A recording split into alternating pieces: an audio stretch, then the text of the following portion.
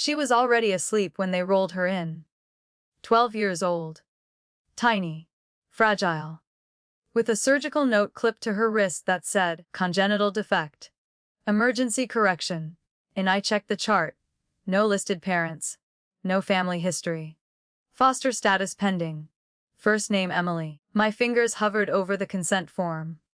Something about her face made my chest tighten. Not fear. Recognition. The nurse called it out like usual.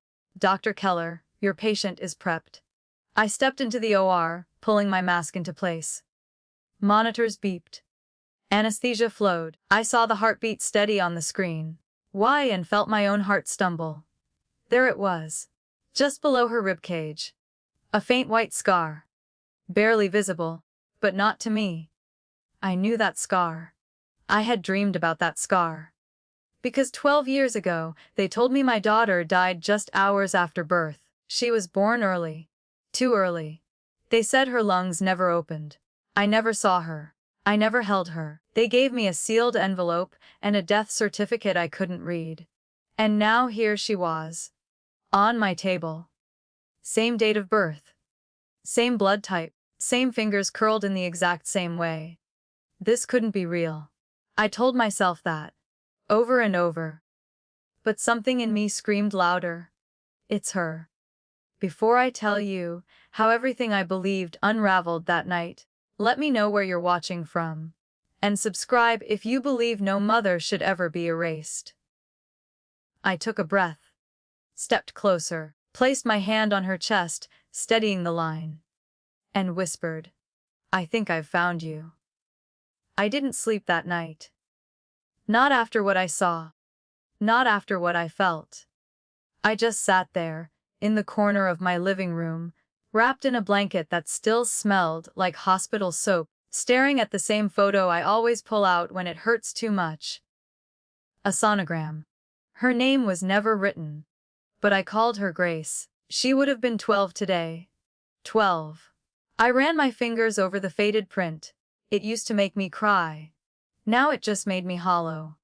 12 years ago, I went into labor in a NATO field unit near Adana, Turkey. We'd been airlifting quake victims for 72 hours straight. I was 30, 4 weeks, exhausted, but I hadn't planned on giving birth on a cot behind sandbags and morphine racks. The pain came fast. No family, no partner. Just a surgeon from Poland and a nurse who kept whispering, "You're brave. You're brave." They told me Grace didn't make it. Her lungs collapsed. She never took a full breath. They didn't let me see her. I screamed until they sedated me. When I woke up, there was a form to sign, a death certificate, in Turkish, and a sealed envelope.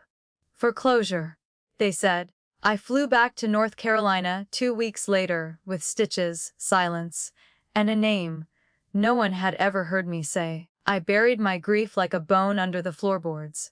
Worked every shift. Took every surgery. Avoided holidays, baby showers, soft lullabies. But tonight shook something loose. Because that girl, Emily, had the same fingers. The same scar. And I had one question I hadn't let myself ask in 12 years. What if they lied? The next morning, I walked into the records room like a ghost in scrubs. "Naomi, you okay?" One of the interns asked. I nodded, but my voice didn't come with me. I pulled the file. Patient Emily, age 12. No birth parents listed. Medical ID issued only 2 years ago. That was the first flag. Kids don't just appear at 10. She'd been transferred from foster placement in Raleigh. The guardian listed was a caseworker. No surname. Then the second flag. The surgical scar under her rib. Only one kind of operation leaves that shape. A neonatal thoracotomy. Done within the first 72 hours of life. There's no way she could have survived without being born in a hospital. But the report said she was a Jane Doe. Discovered with no background. That's not how foster care works. Not in this country. I logged into the old NATO medical archive. It hadn't been touched in years. Most of it was redacted. but I found my own name. Admission, Naomi Keller. Diagnosis, preterm labor. Outcome, stillbirth. Physician, Dr. Adam Jankowski. Signature, digital only. No witness. Something in my stomach curled. Dr. Jankowski had retired, moved back to Warsaw. No contact on file. I leaned back in the chair, faced the white ceiling, and whispered to myself, "This doesn't make sense." I dug through my office drawer until I found it. The envelope. Still sealed. 12 years later. My hands shook. I didn't open it, not yet. Instead, I called Jules, my oldest friend, now running a genetics lab in Chapel Hill. "Jules," I said, "I need a private screen." "Naomi, what kind?" "DNA. Partial match. Maternal lineage." A pause. "You okay?" "No. But I will be if I'm wrong." I sent her the sample. A preserved swab from my old labor file, still archived in the backup freezer. Then I stared out the window for a long time, wondering if truth was the beginning of healing or just another wound. The results came in 3 days later. Subject 1, Naomi Keller. Subject 2, an Emilish, unknown surname. Mitochondrial match, 99.8% interpretation. Consistent with biological maternal relation. I stared at the screen. Then read it again. And again. And again. Until the words lost meaning. Until they blurred like watercolor under rain. I didn't cry. Not yet. I just sat there alone in the back room of the lab, surrounded by the hum of fridges and the faint smell of bleach and coffee grounds. Jules knocked once, then walked in slowly. "Naomi." I looked up. My voice was a whisper. "It's her." She didn't ask how. Didn't ask why. She just sat beside me, hand resting lightly on mine. After a long silence, she said, "What are you going to do?" That was the question, wasn't it? What does a mother do when the world told her to grieve? But the child is still breathing. I pulled the envelope from my coat pocket, still sealed, still waiting. I placed it on the table between us. "Jules," I said, "I never opened it. Not once. I think I was afraid of what it would prove." She nodded, eyes soft. "I didn't open it that night either. I didn't need to." The proof was in her eyes, in her heartbeat under my hands, in the scar only I would recognize. And now, in the science. They took her from me, wrapped it in protocol, buried it in silence. But truth, no matter how deep, always surfaces. I stood slowly, bracing myself against the counter, then whispered, like a promise I hadn't said in 12 years. "I won't lose her again." I pulled up Emily's file again. This time, I wasn't reading like a surgeon. I was reading like a mother. There were too many gaps. No prenatal records. No pediatric history before age 10, just a cold line on the form. Transferred to foster care from private ward, jurisdiction undisclosed. Undisclosed. That wasn't protocol. Every child in the system has a chain of custody. A name. A reason. But Emily's transfer form was stamped with a number, not a name. And beneath it, a signature I hadn't seen in years. Let call. Evan Rains, U.S. Army Medical Corps.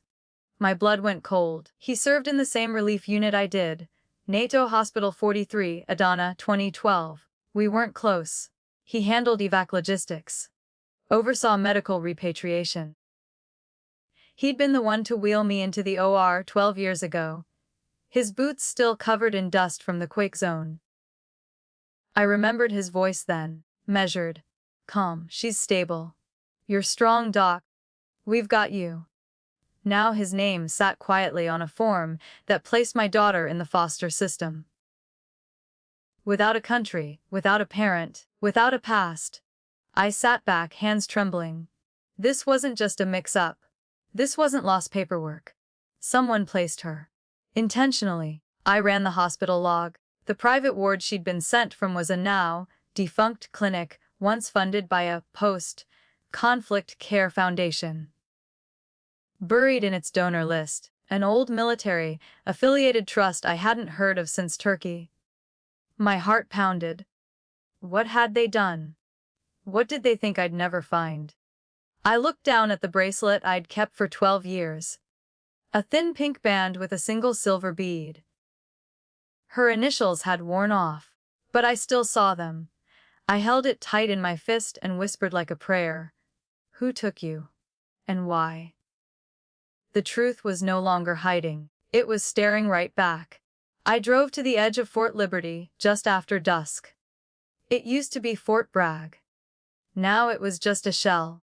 The old military medical center had downsized, most staff long gone.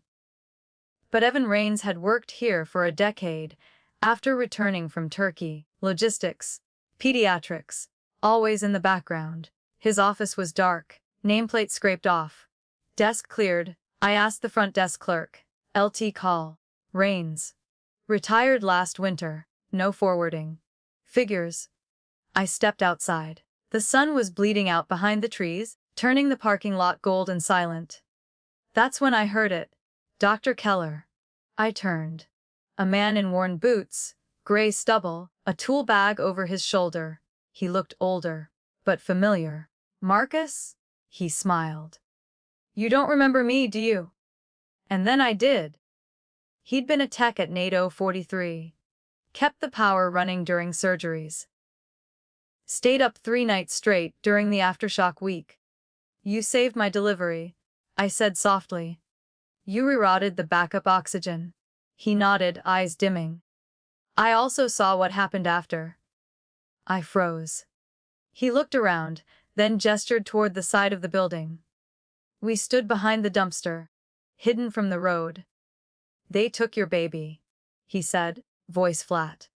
Didn't even log her in the system. Just wrapped her up and handed her to a woman with clearance. My knees weakened. I gripped the wall. You're saying? Marcus held up a hand. I don't know where she went. But I know her name wasn't on the dead infant list. I stared at him. Why didn't you say anything?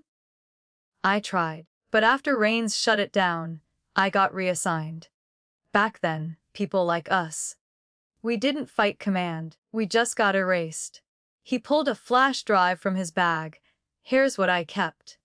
Not much, but maybe enough. Then he walked away, like a man who'd been waiting 12 years to unload a secret that never sat right. I didn't go home right away. I drove to a diner off the highway. Somewhere quiet, safe, neutral.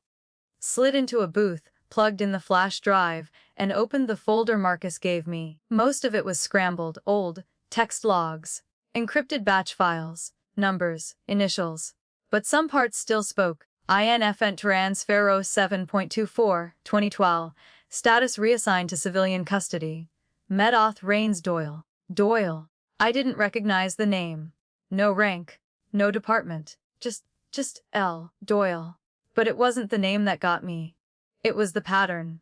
5 infants, all born within 36 hours after the quake. All unclaimed. All marked. Not viable. Yet all transferred. No autopsies. No death records. Just silence. Emily was listed last. Line 47B3. Same birth time. Same weight status. Non-maternal placement authorized. A non-maternal. I sat back, breathing through my teeth. They hadn't just lied. They'd decided I didn't deserve her. A waitress came by. You all right, Han? I nodded, sliding the laptop shut. Just tired. But my hands were shaking. I left cash on the table and stepped into the cool night. Streetlight humming. Muffs tapping the glass. Then I noticed it. Across the parking lot, a dark SUV, parked. Windows tinted. I stood still, watched. 1 blink. 2. Then the engine roared to life there and it pulled out fast. Too fast. I didn't get a license. Didn't see a driver. Just tail lights dollar and the kind of speed that says someone saw too much. Back in my car, I locked the doors. This wasn't paranoia. It was protocol. Someone was watching. I opened my glove box. Pulled out the sealed envelope. Still intact. Still full of answers I might not want. But now I had no choice. They took her once. They won't take her again. The next morning, I went straight to my office and locked the door behind me. I didn't scrub in. Didn't check my patient board. Didn't answer the 2 voicemails blinking red. I pulled up the encrypted intranet, still active through my old Army Reserve credential. Most doctors let it lapse. I never did. Search Doyle, L. Filter 2010 to 2015 region Southeastern Europe medical deployments. The first hit came up redacted. The second. A memo from March 2012. Subject, post. Seismic pediatric placement protocols. Scene, Doyle, Liaison Civilian Military Integration Unit. That title wasn't real. It sounded made up to sound official. I copied the memo. Tried to forward it. Access denied. So I took the next step. I picked up the landline, dialed the number Jules gave me. A contact at the Office of Federal Humanitarian Oversight. An older woman answered. Sharp voice. Tired breath. Office Fortune C, state your clearance. This is Dr. Naomi Keller. Medical Corps Reserve. I need to speak to someone about L. Doyle. A long pause. Too long. Then no active personnel by that designation. I have documentation. From NATO 43, medical transfer records. Infant status alterations. I think a child was stolen. Another pause. Then she spoke. Colder this time. Dr. Keller, you're advised to stop pursuing these files. They're sealed under International Emergency Relief Security Code. That child is alive. And she's in my hospital. A slow exhale. Almost like regret. You've been warned. The click. The line went dead. I sat there, the dial tone buzzing in my ear like a hive of angry bees. I wasn't crazy. I wasn't wrong. But I was alone. And now, I was on someone's radar. The kind that didn't blink. That night, I didn't check email. Didn't pick up Jules' calls. I just sat on the porch, with a cup of tea gone cold, watching the moonlight slice through the pine trees. Like an old scar that never closed. And I thought about my father. He used to sit just like this. Same porch. Same breath held in the dark. He was a retired cop. Quiet man. Never raised his voice. But when he said, "That's not right," you listened. I remember one night, I was 8. Some boys had cheated at the spelling bee. I'd lost. I cried all the way home. My mother said, "Let it go." But he knelt beside me and said, "Don't confuse silence with peace, Naomi. Some things need to be named." He taught me about justice before I ever picked up a scalpel. How truth wasn't always loud. How the strongest stand don't always come with noise. Just stillness you refuse to back down from. And my mom. She was a teacher for 30 years. Gave up her dreams of grad school so my brother and I could go. She once found out her principal was falsifying scores. They told her to stay quiet. She didn't. She lost her job. I asked her once if she regretted it. She said, "If I had stayed, I'd have been safe. But I wouldn't have been me." That's the house I came from. The blood I carry. I don't know what Doyle has. I don't know who else is behind that system. But I know this. I already lost Grace once. Not because I gave her up, because someone decided I didn't count, and now I count, even if I have to scream into silence with nothing but a memory and a sealed envelope I still haven't opened. Marcus met me at the back entrance of the medical building. He looked like he hadn't slept in days. Truth was, neither had I. "You were right," I said. "They called me. Told me to stop." He didn't flinch. Just nodded and handed me a folded sheet of paper. "What's this?" "Shipping manifest," he said. "For medical supply routes out of this region. There's a van scheduled for Friday. Listed as sterile transport. But the driver's name, he doesn't exist in the database." I stared at the paper. Then back at Marcus. "You think they're moving her?" "I think they already started the process." I felt the blood drain from my face. We went back to my office, closed the blinds, locked the door. He opened a second file on his encrypted laptop. This is from an internal policy packet. Post-conflict child placement. It was written in 2012, after the Turkey quake. Let me guess, I said. Doyle, he nodded. Same signature. Same stamp. Same language. Child may be reassigned under humanitarian code if maternal claim is deemed unstable or compromised. Unstable. Compromised. That's what they called me 12 years ago, after I passed out from blood loss. I ran to the hospital floor. Took the service elevator up, straight to pediatric step down. Emily's bed was empty. The nurse looked up, startled. Oh, Dr. Keller. Didn't they tell you? I couldn't speak. Just stared. She's being transferred tonight. Federal order. The paperwork just came through. I forced my voice up from the base of my throat. Ooh, authorized it.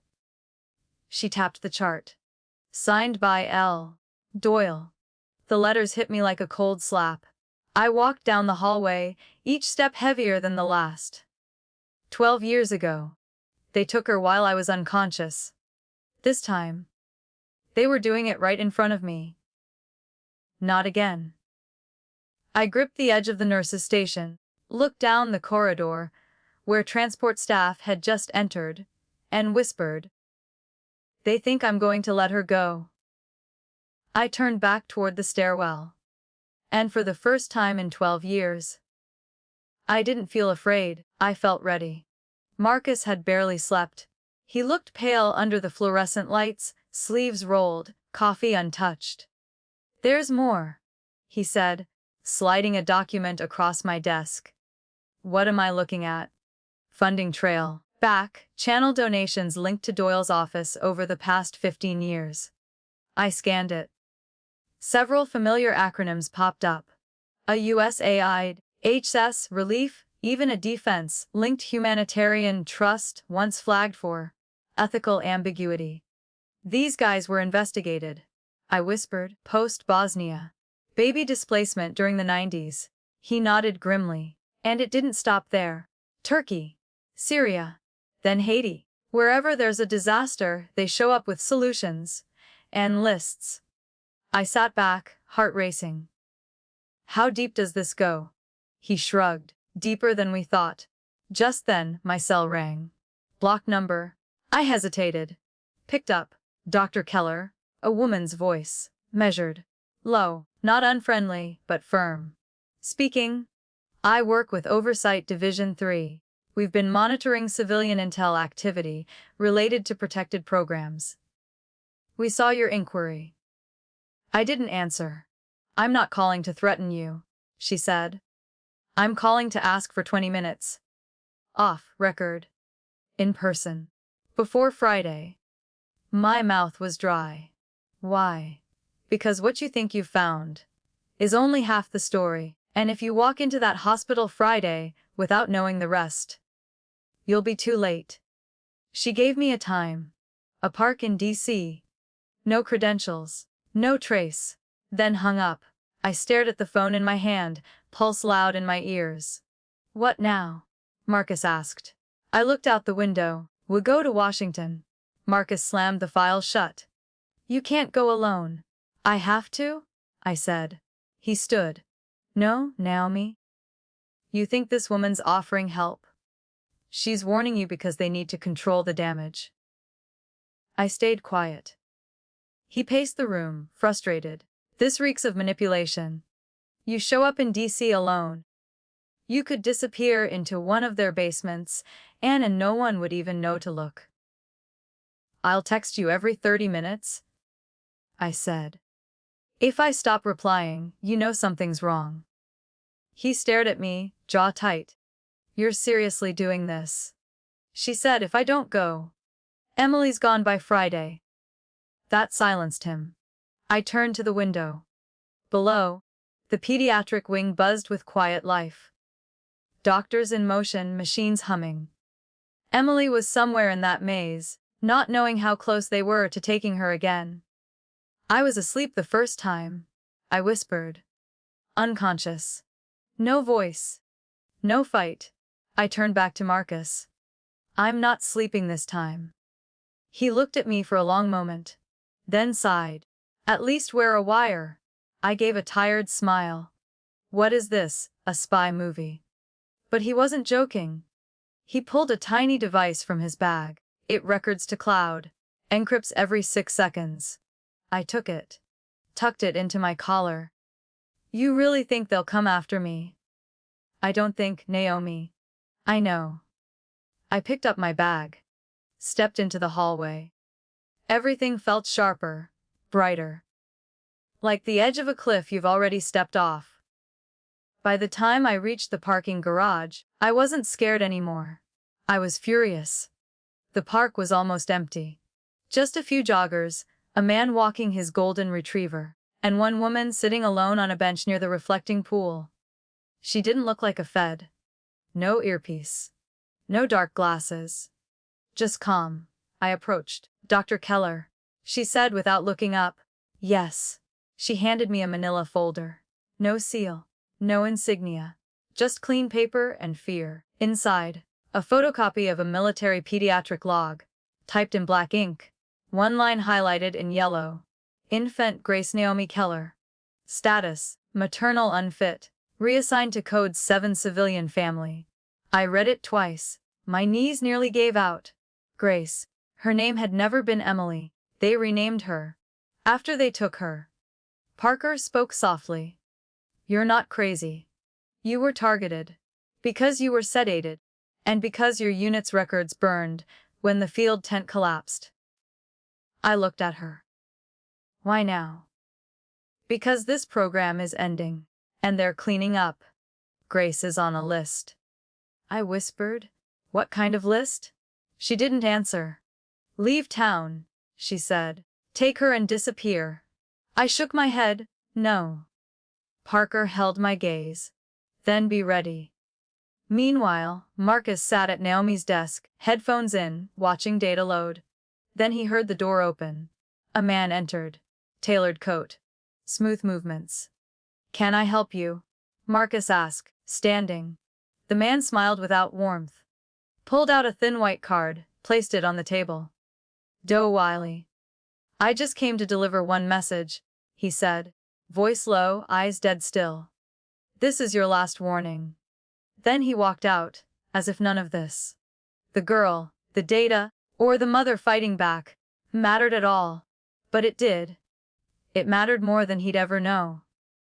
I got back from DC, just before sunrise. The parking lot was nearly empty. The windows of the pediatric wing still lit a soft blue. Somewhere inside, my daughter was sleeping. And someone was planning to erase her again. Marcus was waiting by the elevator. He looked wired, pacing. Hey came, he said. Doyle. He nodded. Didn't say much. Just left this. He handed me the card. My name was printed on the back. No phone number, no agency, just one phrase. Sam. Your access ends Friday. See, I slipped it into my coat pocket and followed Marcus to the break room. We laid out everything we had. The transfer log, the donor trails, the original birth record with her real name. Grace Keller. She's still here? I asked. He nodded. I watched her vitals all night. They haven't moved her. Yet. I took a breath. Then we have time. We planned fast. 2 copies of everything. Cloud backup on a dead link. 1 encrypted folder set to email my attorney if I didn't log in by Friday morning. Once this breaks, Marcus said, you'll be radioactive.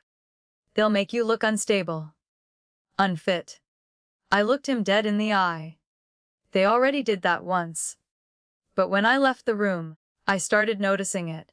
First, my hospital badge beeped red at the admin wing. Then, my name was missing from Friday's OR schedule. Then Jules cornered me by the vending machine. Hey, heads up, she said gently. Someone from HR asked if you were under stress. If you were coping. I gave a half smile. I'm fine. She hesitated. You sure? 'Cause this feels bigger than a patient chart issue. I held her gaze. Chose my words. Sometimes the system isn't broken. It's working exactly as it was built. And that's the problem. She blinked. Didn't argue. Didn't nod. Just stepped back. I was alone again. But this time, I knew why. And I was done asking for permission to matter. That night, the quiet was unbearable. My apartment had never felt so hollow. No TV. No music. Just the tick of the old kitchen clock and the hum of the fridge, reminding me I was still here. I sat on the floor, back against the wall, laptop on my knees, watching the cursor blink in an empty document titled Statement of Custodial Intent, Grace Keller. I hadn't typed a word. How do you fight a system that erases you with a signature? My license could be suspended. I could be blacklisted. What hospital would hire a whistleblower with a mental health inquiry on file? And what if they came for Marcus? He had a family, a job he needed. I stared at the ceiling, the same water stain still there from last year's leak. Funny how it looked like a map leading nowhere. In the corner of the room, a shoebox. I hadn't opened it in 12 years. Inside, the hospital bracelet marked Grace N. Keller, a sonogram photo, and a pair of tiny white socks I bought at a street fair in Istanbul 2 weeks before deployment. I pressed the bracelet to my lips. I never gave you away, I whispered. I don't know if I believed it until I said it aloud. But now I did. I stood, walked to the window. Down below, the street was still. Only the glow of a security light and the motionless trees. They hadn't moved her yet. But they would, and if I stayed frozen in this fear, they'd win. Again, I went back to the laptop, typed the first line. My name is Naomi Keller, and this is my daughter's story. I showed up at the hospital before sunrise. Scrubs on, hair pulled tight, eyes wide awake. For the first time in weeks. Marcus was already in the break room, 3 monitors glowing. You good? He asked. I nodded. No more stalling. We go. He slid a folder toward me. Copies? Paper and digital. 2 in my safe. 1 on a timed server. You miss your check-in by Friday 7 a.m. It all goes to the press. I took a breath. Good. We moved fast. He reinstalled security cam patches. I ran mock transfers. We set up a decoy file to bait anyone checking my work computer. Then came the hard part. How do we stop the van? I asked. We don't, Marcus said. We get there first. He pointed to a hospital substation used for emergency offloading. It had 1 exit, 1 entry. Unsecured. They have to go through here, he said. If we intercept the route and stall long enough, you file the custodial hold and make it legal. And if they override? He didn't answer. Didn't need to. I stepped outside the room and walked down the quiet hall to the pediatric ward. There she was. Grace. Asleep, tangled in blankets, breathing steady. I rested my hand on the glass. You've waited 12 years? I whispered. 1 more day. I turned to Marcus. Let's finish this. We stood at the elevator. Marcus looked at me. You ready to go public? I met his eyes. Voice steady. I'm not just saving her. I'm making sure no one forgets what they did. The elevator dinged. Tomorrow would either be the end or the beginning. I pressed the button. And we disappeared into the light. Before we face what's coming, I want to hear from you. Is severed if you had proof your child was alive, would you risk everything to expose it? Acre comment below our Sevas 1 yes, even if it costs me everything. 52 no, I'd protect them quietly. Let's talk about it. You're not alone. The hospital always felt quieter on Thursdays. But this silence, it was different. Heavy. Still, like the air knew what was coming. I made my way to pediatric room 4112. Grace was awake. sitting up in bed, legs crossed, braiding the string from her ID bracelet. She looked up when I entered. "You're early," she said. "I like mornings." I smiled. "Less noise." She tilted her head. "Someone was standing outside my room last night. He had a clipboard. Didn't knock. Just watched." I froze, then forced myself to sit beside her. "Probably a nurse doing rounds." She raised one brow. "You sure? Kids are smart, smarter than we give them credit for." I reached out, fixed her blanket. "You feeling okay?" "Yeah. Just weird dreams." I nodded slowly. "I have those too sometimes." In truth, I hadn't dreamed in years. I left her with the nurse and met Marcus in the maintenance corridor behind imaging. He had a tablet pulled up, eyes flicking through feeds. "There," he pointed. Two men, khaki jackets, carts of gear, headed toward the west elevator. "No name badges. Wrong uniforms," he said. "Transport staff, don't come this early." Could be maintenance. Maintenance doesn't move toward PEDs at 7:04 a.m. I leaned closer, watched one of them scan a door with a badge that didn't beep green. Just opened anyway. Backdoor clearance. Someone had let them in. "Time?" I asked. "Less than 24 hours. Marcus replied. "Maybe less. They're warming the route." He looked at me. "You ready?" I swallowed. They already took her once. They won't do it again. We both knew what that meant. If we failed, if this wasn't just about custody, it was about disappearance. And this time, I would be wide awake. I slipped out the back stairwell and took the long way through sublevel 2. No cameras. No witnesses. Just me, my phone, and a heartbeat loud enough to echo. The loading dock sat behind two thick steel doors. One of them was cracked open. I peeked in. A white hospital van, logo faded. Plates temporary. Its rear doors stood open. Oxygen tanks stacked beside soft cases, a gurney locked in place. But no patient forms, no route manifest. No security detail. Not protocol. Two men stood nearby, one smoking, the other checking a clipboard. I crept closer, holding my breath behind a wall of crates. Then snapped a photo. 2. 3. My hand trembled as I zoomed on the plate. That van didn't belong to our hospital. I checked the timestamp. As 07:21 a.m. Still early. Still time. I turned to retreat. And kicked a loose wrench on the floor. It clattered like a gunshot. One man froze. "Did you hear that?" He stepped forward. Closer. I ducked behind the generator housing, heart pounding in my mouth. He walked past me, boots crunching gravel, then stopped. Stared at the dark. Seconds stretched.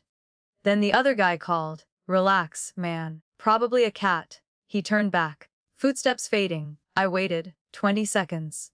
30. Then backed out fast. Once upstairs I called Marcus. "They've prepped the van." I whispered. "Own registered. No documentation. They're moving early." Then we move faster. I stared at my reflection in the stairwell glass. This wasn't a bad dream. Wasn't paranoia. This was theft in daylight. And I was done being quiet. They moved fast. By the time I reached records transfer, two of them had already slipped inside. I waited across the hall behind a half-open supply closet door. A nurse walked by, didn't notice. The corridor was still.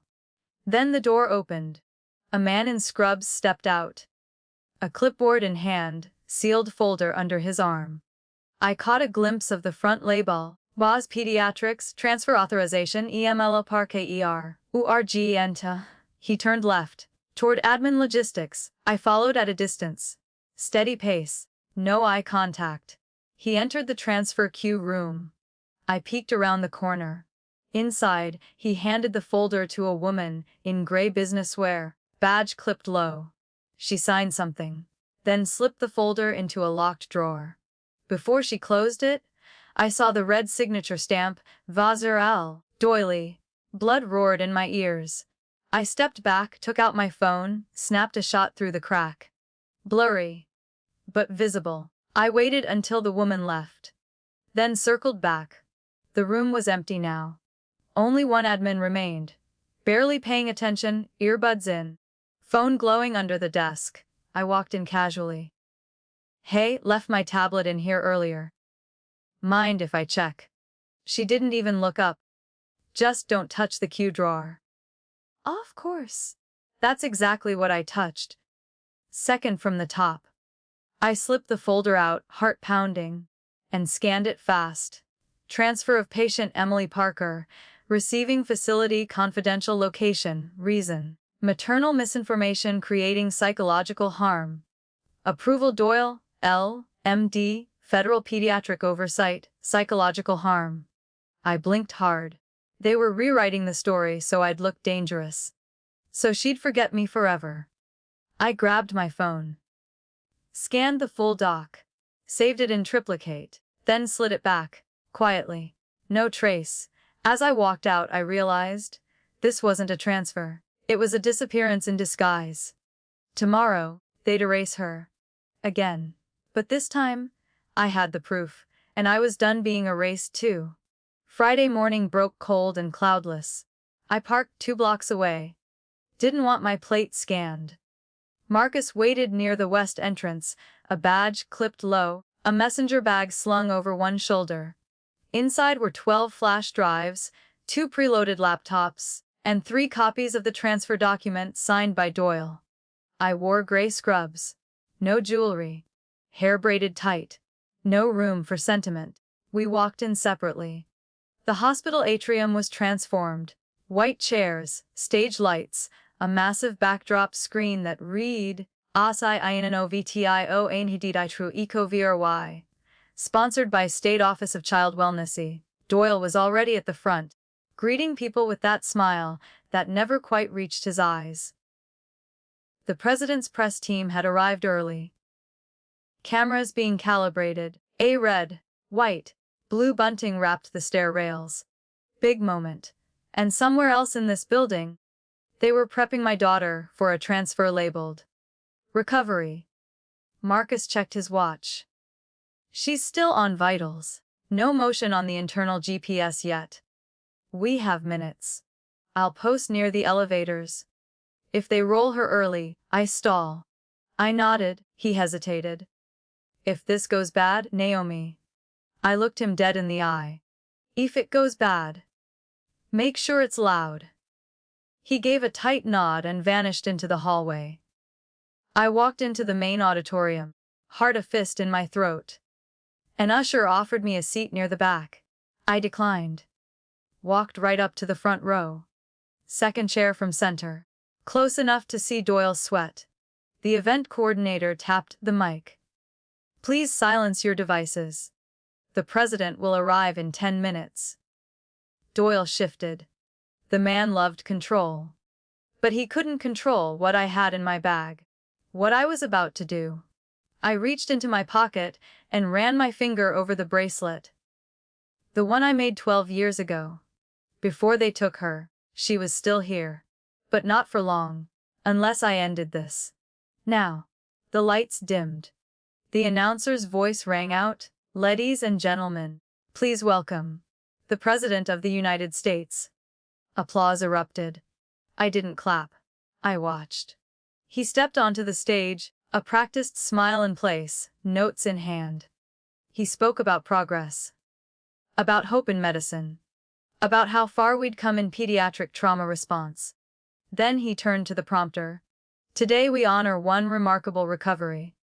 A young patient, whose journey through hardship symbolizes resilience and innovation. I gripped the edge of my chair. No one else moved. Please join me in recognizing Emily Parker. My pulse stopped. That name didn't belong to them. It never did. I stood. Her name is Grace Keller. Heads turned. The president paused, confused. Doyle looked like he'd swallowed glass. I took a step forward. I'm Dr. Naomi Keller. 12 years ago, while unconscious after delivery, my daughter was declared dead. She wasn't.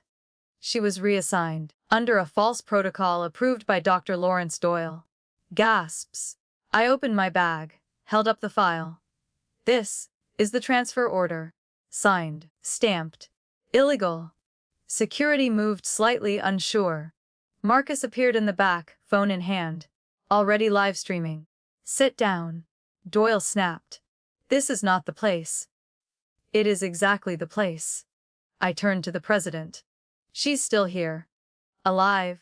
And unless someone acts now, they're taking her again, before anyone asks why. Doyle stepped toward me, voice low. You've made your choice. I hope you're ready for the consequences. I met his stare. You should hope I don't list yours. Camera shutters clicked. The crowd murmured. The president looked to his team, then to Doyle, then back to me. And just like that, the ceremony wasn't about recovery anymore. It was about truth. And I had just cracked it open in front of the whole damn country. Everything after that felt like a slow explosion. The crowd murmured, then rose. Half in confusion, half in outrage. I didn't wait. I turned and walked down the center aisle, file still in hand. Marcus caught up at the exit. He held out his phone. I uploaded the video. The van. The transfer doc. Time stamped. It's public. Already viral. Behind us, Doyle tried to regain control. Grabbing the mic, speaking in clipped, cold tones. But the cameras weren't on him anymore. They followed me. I didn't want fame. I wanted my daughter. We ran. Elevator to sublevel 2, pediatric corridor. Room 412. A nurse was just starting to unlock the bed wheels. Where are you taking her? I barked. She jumped. Orders from admin. Not anymore. I stepped into the room. Grace sat up, startled, eyes wide, confused. Behind me, a news crew had caught up. One mic, one camera. I didn't flinch. I'm Dr. Naomi Keller. This is my daughter, Grace Keller. She was taken from me under false pretenses. She's not going anywhere. The nurse froze. Security appeared at the door, but paused when they saw the camera. Marcus handed them a printed court hold. Signed by emergency judge, filed that morning. I suggest you read that, he said. I walked to Grace's bedside. She stared at me. I know it's a lot, I whispered, but I'm your mom. And I've waited 12 years to tell you that. Her lower lip trembled. One word came out. Mom. I nodded. She reached for me. And the whole world went quiet. We left the hospital 7 days later. No press conference. No dramatic farewell. Just a wheelchair, a tired girl with 2 big eyes, and me. Pushing quietly through a sea of flashing cameras. I didn't wave. I didn't smile. I just kept walking. Marcus drove us out past city lines, into the foothills west of Asheville. Grace sat in the back seat, watching trees blur by with a look I couldn't read. She hadn't said much since that day. A few nods. Short questions. One hesitant hug before bedtime. I didn't push her. You don't rush a heart that's been confused for 12 years. We rented a small yellow house with creaky floors and a porch swing. It wasn't perfect, but it was quiet. And ours. I set up a little breakfast table by the window. Made pancakes that first morning. Burnt them. Grace still ate too. That was a win. We went slow. No talk of custody battles. No questions about Doyle. Just long walks, grocery trips, and small things that felt bigger than any court order ever could. One night, I passed her door and heard her reading aloud. She was trying to sound out medical words. She'd found one of my old anatomy books. I smiled into the hallway. Another win.